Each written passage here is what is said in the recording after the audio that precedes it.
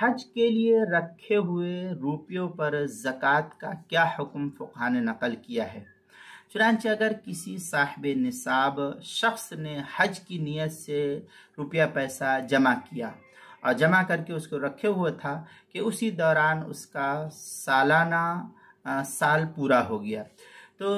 زکوٰۃ نکالنے کا جب اس کا وقت آ گیا تو اس پر حج کے لیے رکھی ہوئی جو رقم تھی اس پوری رقم کی زکوٰۃ نکالنا بھی اس کے ذمے لازم اور ضروری ہو جائے گا۔ گرچہ اس پیسے کو حج کے لیے وہ رکھا ہے، لیکن پھر بھی اس پر جب سال پورا ہو گیا جمع کرتے کرتے تو اب اس کے ذمے زکوٰۃ کی فرضیت کا حکم نافذ کیا جائے گا۔ چنانچہ فتاوی شامی میں ہے اما اذا امسکہ لینفق منہ کل ما یحتاج فحال علیہ الحول وقد بقی معہ منہ نصاب۔ اس لیے